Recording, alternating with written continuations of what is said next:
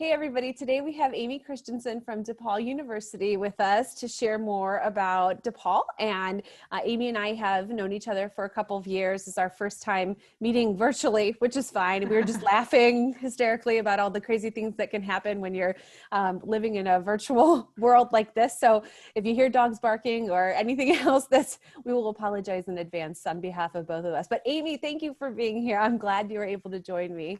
Yeah, thanks, Christina. I'm glad to join you and whoever else might tune into this at some other time. Certainly, the past couple months have been different than we've ever experienced before, but things like this are happening, which is kind of cool. So something I would have probably appreciated going through the college process. So, Christina, if it's good with you, I'll just start the presentation and take it away. Go from there. Perfect. So a little bit about DePaul, history of DePaul, right? Just kind of some fun facts to know. DePaul University was founded back in 1898. In that year, DePaul had 78 students. DePaul now has over 23,000 total students. So we've certainly grown a lot over the years. But when we were founded back in 1898, we were founded by a group of people known as Vincentians. And Vincentians were people who, back in the 17th century, followed someone by the name of St. Vincent de Paul, which might sound familiar because, again, St. Vincent de Paul, DePaul University. Vincentians are Catholic priests. So with 23,000 total students at DePaul, DePaul is actually the largest Catholic university in the nation. At the undergraduate level, so freshmen through seniors, the 23,000 looks a little bit smaller, 14,000, right? So while we do have a lot of people attributed with DePaul University, it is going to feel like a smaller school. The average class size is going to be like 25 students. But of course, DePaul is located in Chicago, Illinois. So you've kind of got the small town feel with maybe campus, but you got the big town feel with Chicago. So you kind of get the best of both worlds. I should say that while DePaul is a Catholic university, around 39% of DePaul students identify as Catholic. And we do have over 30 faith traditions on campus. So whether you are Catholic or you're not Catholic, you're certainly welcome at DePaul. What that Catholic piece looks like for the average student is going to be, as you see on the screen here, that mission of teaching and of service. So social justice and service initiatives are something that are really important to staff, faculty, and students at the university. An important thing to know about DePaul is we are on the quarter system. So DePaul's full academic year is September through June. You'll see that June through August is also represented on the screen here, but that would be summer quarter and it's optional. So a full academic year is going to be, again, September to June. The quarter is going to be 10 weeks long, with your 11th week being final exams. So it's going to be a little bit faster paced than a 15 to 16 week semester-based system. But the benefit of it is you're going to have more flexibility in terms of what you want to study. Maybe you want to have 2 majors, couple of minors, you just want to take a lot of classes. The quarter system is going to allow you to take typically 2 more classes a year than someone on a semester-based system would. So just keep this in mind as we talk kind of about the academics at DePaul, that we are on that quarter system instead of that semester-based system.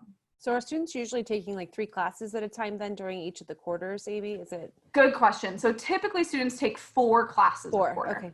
And you can take 5 if you want to. Okay. But typically it's going to be 4 classes a quarter. Yep. Got it. Thanks. Good question. Now kind of, again, bringing us back to that academic piece, these 3 words kind of sum up academics at DePaul. So choice, breadth, and prestige. At DePaul, there are over 130 different majors. So there's lots of different things you can choose to study. You will also, no matter what your major is, have to take a wide range of courses, our liberal studies curriculum. So that's what we mean when we say breadth.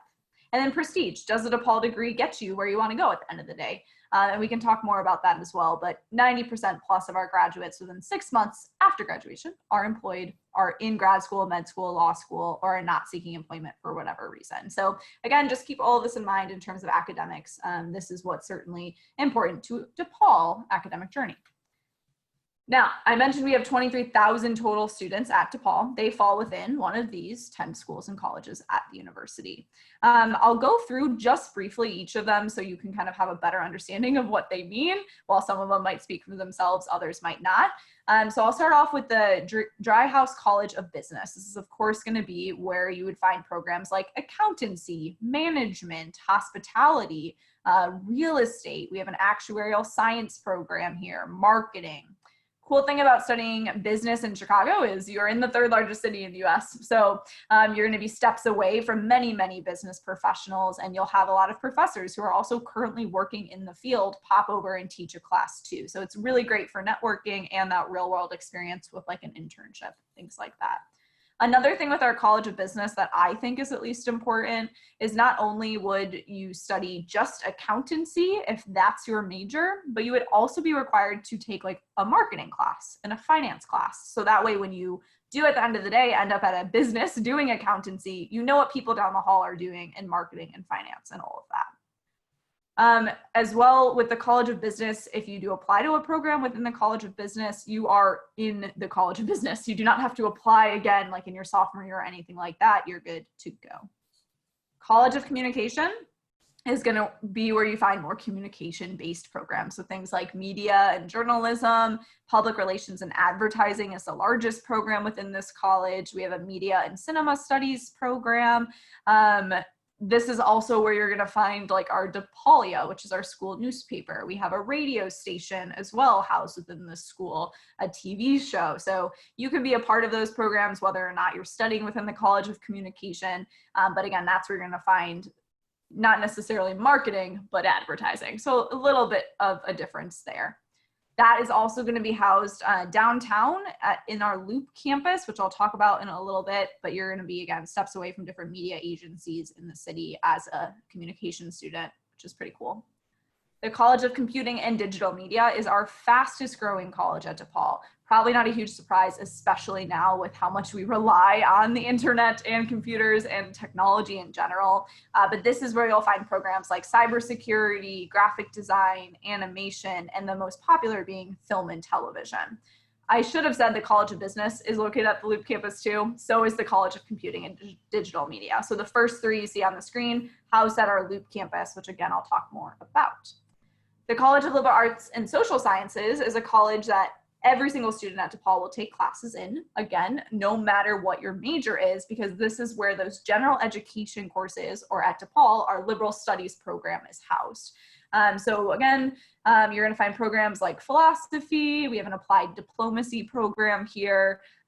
We have, of course, like history, many different world languages, the social sciences, and liberal arts. The College of Science and Health is where you're going to find things like psychology, biology, chemistry, neuroscience. Many of the students who choose to major in the College of Science and Health have like med school on the mind or research, right, after college. So that's where you're going to find programs that are related to pre-health, pre-med.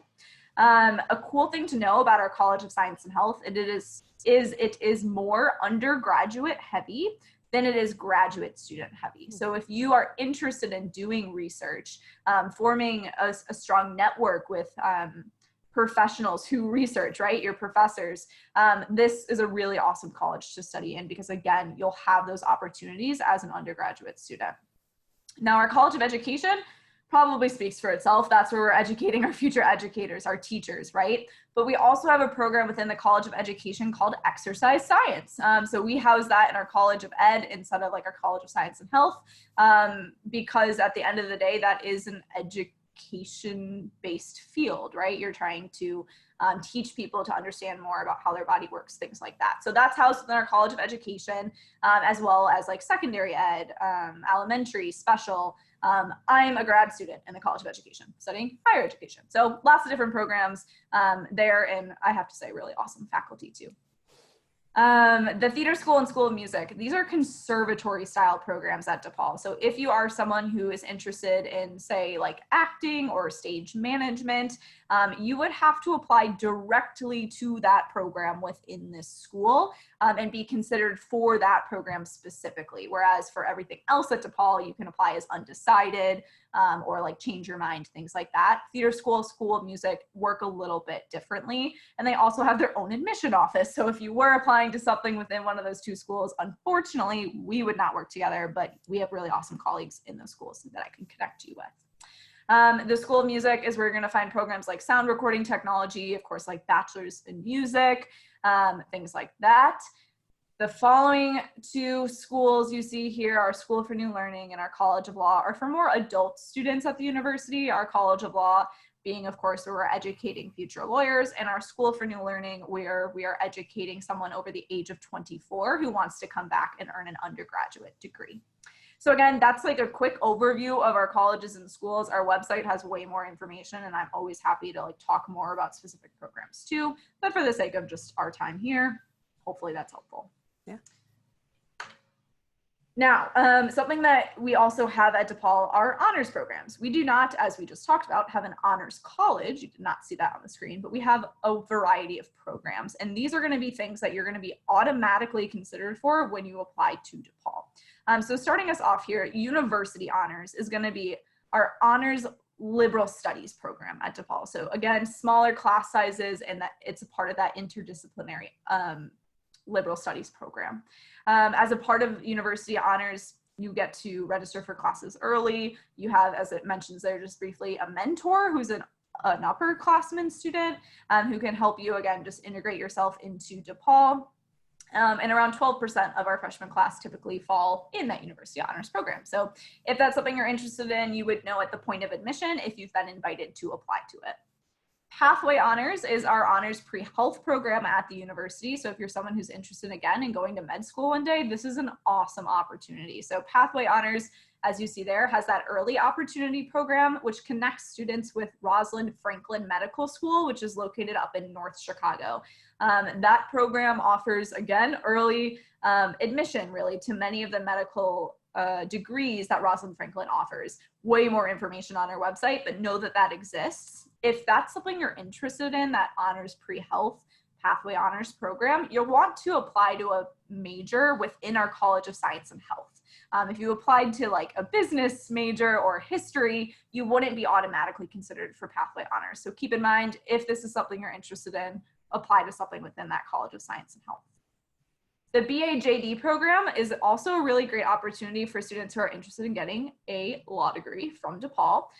If you apply to a number of different majors at the university that are actually across colleges, you'll be considered for this when you apply. It offers you the chance to graduate in 6 years with both an undergraduate degree and a law degree. As you see it represented on the screen, it's a conditional admission if you've been accepted to this program to our College of Law. So you'd want to make sure you're like keeping up with your academics while you're at the university. But if you are, you get to graduate in 6 years with a law degree, which is really awesome. And then finally, our Strobel Accountancy Honors Program is for people who are studying accountancy at DePaul. This is actually one I get questions about quite a lot, because if you apply to any program within our College of Business, you might see an invitation to apply to this Strobel Accountancy Program. You would eventually have to declare a major in accountancy to stay a part of it. This program gives you honors accountancy courses and has awesome connections to the big 4 accounting firms in the city. It is a really awesome program if, again, accountancy, if business is something of interest. Keep in mind, if business is something of interest, but you don't want to be an accountant, we do have other honors programs that will pop up throughout your time at DePaul that you can apply to as like a sophomore or a junior, okay? So that's our honors programs. Got more questions, check us out on the website too. I mentioned briefly, we have 2 campuses in the city of Chicago. I'm hopeful that this slide here gives you a better idea of kind of what Chicago looks like if you haven't visited. I'm from Michigan originally, so growing up, I always thought like Chicago was big, tall buildings, and that's all it was. But Chicago actually has a lot of green space, as you see represented on the screen here, right? The main part of this picture is our Lincoln Park campus. That's where you're gonna find most of our colleges and schools. You're gonna find most of our residence halls up in Lincoln Park, and you're gonna find a baseball field and a soccer field and more trees and smaller buildings, and it's just more of a neighborhood vibe. The Loop campus is, again, where that College of Business, the College of Communication, and the College of Computing and Digital Media are housed. So if you were to come to DePaul and study something within one of those colleges, most of your courses would be downtown at that Loop campus. But both campuses are dual campuses at DePaul. So if you can find one office on one, it exists in the same capacity at the other. And we have residency options at both, professors' offices at both, libraries, bookstores, all of that. The important thing to know here is that as a student at DePaul, you're going to be using the city of Chicago as if it was a classroom. For fun things for sure, and also, again, to literally get to class. You'll take the train if you're going downtown. We'll give you a ticket to ride the train for free as long as you're a full-time student. But you're going to find yourself really integrated with the city, whether it's like service opportunities you're doing, maybe you're meeting up with friends at a coffee shop in a different neighborhood, or again, you're going to class or just kind of exploring. You're going to be out in the city as a DePaul student for sure.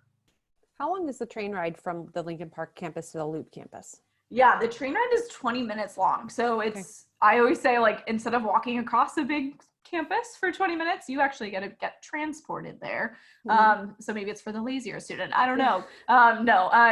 It's 20 minutes. It's super easy. I'll talk about this, I think, in a little bit. We have a class called Discover or Explore Chicago, which you'll literally take in your first fall quarter at DePaul, and you'll learn how to ride the trains and get around the city too. So we're not going to just throw you out there to figure it out for yourself. Yeah, I love that. I've had students who've asked, when they go to an urban campus, if you're not used to it, if you've never been on a train, that can be intimidating to figure out how to do it and how to get your ticket and, the turnstiles and, whatever. But so I love that you guys do that. Yeah, no, I think it's something that's certainly really important for sure. So know that you have that to look forward to at DePaul. You'll be a master in public transport. As promised, housing on DePaul's campus. We have 12 residential communities. 11 of the 12 are up in that Lincoln Park campus because there's just more space up there. There is, again, one option at the Loop campus. You can live at the Loop even if you're a science and health student where your classes are mainly up in Lincoln Park. So you have that flexibility if you wish. If you're curious in terms of like what these residential communities look like, I would recommend checking out our website because they actually do 3D tours of the residence halls. So keep that in mind if of interest. At DePaul, you do not have to live on campus though. You'll notice here around 73%, if you will, of first-year freshmen choose to live on campus, but it's not going to be a requirement.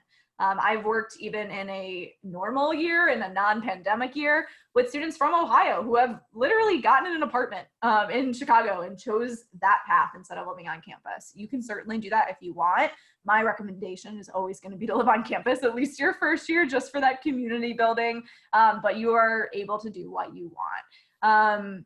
But if you do have questions about housing, do reach out for sure and check out that website for more specifics on what they look like.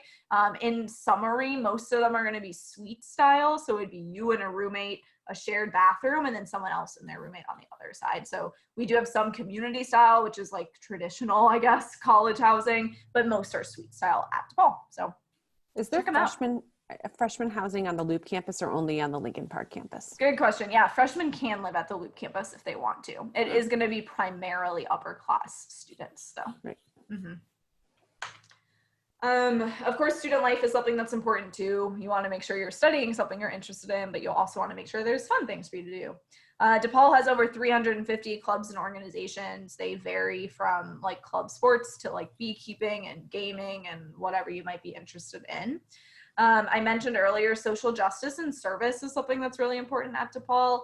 And we will have a lot of different service opportunities, whether it's like a club that's dedicated to service, or maybe your class is going to go out and do something together. At the beginning of every year, we have a Vincentian Service Day where staff, faculty, and students will go out to give back. And that's something, again, you'll hear a lot about as a student at DePaul. We also have a campus recreation center. It's actually the top picture that you see on the screen here, that brick building. It's 4 stories. There's a swimming pool, racquetball courts, a ping pong table. There's a place that makes really good smoothies in there too, and group fitness rooms. We are a Division I athletic school as well. So if you want to support our athletes, you'll get free tickets to those games. If you are an athlete, you may be being recruited by someone, who knows. Music and theater, as I mentioned, are conservatory style programs at DePaul, and they run as businesses really. So the students do everything for the productions that go on in both of those schools. So if you ever get a chance to visit DePaul in person and they're putting on productions, definitely check them out. And if you are a DePaul student, go support your fellow students in those schools. One thing I will say is if you are really interested in what student life is like at DePaul, I can always connect you with like a current student to provide that perspective too. A little bit more in terms of like student success services DePaul offers. We have a career center who can help you like find an internship, find a job, figure out what you want to do with your life. We have a variety of different cultural resource centers too, if you want to dive into any of those. We have our Center for Students with Disabilities who can help accommodate you in the classroom. We have advising, academic advising. So that would be someone who helps you pick your courses, free tutoring, mentorship programs, goes on and on and on, right? Just know that you'll be supported throughout your process at DePaul. Right now, you've got me to support you through the admission process. And once you end up at DePaul, for all the different things that you might need, there are supports for you. In terms of like an admission snapshot, just to give you all a better idea of kind of what makes up DePaul, around 43% of our students come from out of state. The rest are coming, of course, from Illinois, a lot from the Chicago area as well. We have around 45% of our students identifying as a student of color at DePaul. The female to male ratio is 60-40. First year retention in terms of how many students stay from freshman to sophomore year is around 86%. And then you can kind of see a breakdown too in terms of like top feeder states. California is our top feeder state, closely followed by Michigan and Ohio, yay, Minnesota, things like that. In terms of ACT and SAT, I'll talk about this when we talk about the application process. It's not going to be required. It hasn't been required of students since 2011 at DePaul, so for quite some years, but you can see there what typically a student has on one of those two tests if they are admitted. We will super score as well, and you can self-report both of those tests. So hopefully this is just helpful in terms of a little snapshot of admission. Test optional again at DePaul kind of looks like this. You'll notice this data is from 2018, but in 2018, 14% of students applied test optional at DePaul, and 12% actually enrolled being a test optional applicant. It's very typical in the past for a test optional applicant to have a higher GPA, like around a 3.7, versus on the former slide, I didn't say it, but it's around a 3.6. And you can kind of see the breakdown there in terms of like what types of students are applying test optional. As we know, the pandemic has certainly changed a lot of things, and I definitely expect this number to increase this year. So it'll be interesting if we ever had this conversation again to share that data as well.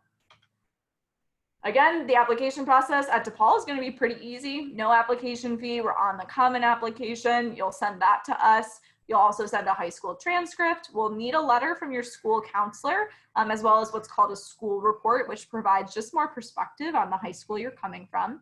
And then again, test scores are optional, so you don't have to send them in. My recommendation is to always send your application in early. If you're working with Kristina and her team, that's probably what they're going to tell you too. Our first deadline is November 15th. It's our early action program. You apply by then, you get highest consideration for admission, and also our merit-based scholarships, which range from $15,000 to $24,000 a year, which can really help bring down that cost of tuition. If you are able to fill out a FAFSA, that opens October 1st. You would send that into us. And typically, if you are admitted through the early action program, you'll know the full cost of a DePaul education around February, maybe early March of your senior year. You will know at the point of admission what your merit-based scholarship is, though. Another thing I'll say right now is we've sort of changed our test optional policy to be even more flexible. So say you were to apply to DePaul today as test optional, but you take the ACT in October and get like a 36, you can let us know that and we can switch you over to test and vice versa. So know that the process is going to be flexible for you, and try not to stress too much about that piece because again, you've got options. Thank you for saying that. Yeah, that's because all students are stressed about the testing piece of it. I mean, and it's confusing also because I think many families don't realize that there are institutions that were test optional before this year, and that you know how to review applications without tests, in the file, but you also, I think I like that slide actually where you showed the profile of those students and submitting test scores, because I have had conversations with students frequently, even before this year, just about how do you decide whether or not to submit the test scores. And like you said, if the GPA is higher, if if there are other factors that really support your admissibility, then the testing doesn't necessarily demonstrate who you feel like you are academically. So I like that. I like that you showed that profile. But again, I like the fact that you are telling students don't stress so much about it. Don't feel like you need to take unnecessary risks or drive 5 hours to a testing site. There's a lot of shenanigans happening in that world right now. So, definitely a crazy year for students, but I just keep telling them that the admission people understand, admission officers understand what's going on this year, and it's a global thing. So it's not, it's just one high school that's dealing with this. So, right. And admission officers are good people. So yeah, generally I would say so. yeah, generally. And I would say also, it's important, I think, for students to know that I think you would agree with this, that when you're reviewing an application, you're looking for reasons to admit them, the reasons why they'd be a good fit. They're not for the ding, to see what's the thing why we shouldn't, you're looking for the great things. So if the test scores are a plus, if it's something that could be an added data point for that student, then, definitely submit, but don't stress about it if it's, something challenging to do right now. So, and yes, we always tell students, if the deadline, like for example, your deadline, if it's November 15th, though, that's not our deadline, we are looking well, or like schools, they have November 1st. Nope. Halloween is not your deadline. Like it's not when you're submitting things. So, yeah, it is beneficial to get things done, especially as they get into their school year. So, well, and I've been to DePaul a couple times, and one of the things that you mentioned at the beginning, when you talk about the campus location, I think it's such a gem of a place because you get that best of both worlds. You get a neighborhood feel. I feel like when I was there, I remember going into the fitness center, and there were, I think, community members. Like there were a couple of people who were there in an exercise class. And I remember our tour guide pointing it out. And I thought, that's so great. This is really it's a town, a city, and a university really coming together, and it felt very much like a community. And even the residence halls, I felt like there was, the green space right outside of the residence halls made it still felt urban, but it definitely still had a closer knit vibe. So, and I think people would be surprised if they visited DePaul first and then realized how many students there were, because it didn't feel like as large as your student population actually is. It actually felt a little bit smaller. So that was good. But yeah, and I love Chicago, one of my favorite cities ever. So, and when I worked in admission, that was my recruitment territory. So I miss that, getting to go and spend time in the city, because it's a great place to be. And it's easy to navigate too. I think that's, for a big city, it's one of the best big cities that we have here in terms of navigating and being able to get around. So anyway, well, thank you so much, Amy, for all of this information, for sharing, the process and everything with students, helping alleviate some of the anxiety maybe that they have about it. And I know that this will be a crazy recruitment cycle for every institution. So I'm grateful to you for spending some time with us and sharing. And if anybody has questions, please don't hesitate to reach out to Amy or the appropriate admission staff member there. They're great people. And I know that you guys are offering some virtual visit opportunities and things like that, and opportunities to really dive deeper into academic areas, student life, etc. So anyone, if you're watching this, make sure that you take advantage of those virtual opportunities for now, and fingers crossed things get back to normal. And, by the time whoever's watching this, by the time you're able to enroll on a campus, things will be back to normal. We'll see. So but in the meantime, take advantage of the friendly people at DePaul and all the things that they're offering right now. So thanks again, Amy. I appreciate it. Yeah. Thanks, Christina, and anyone else who's tuning in. Thanks.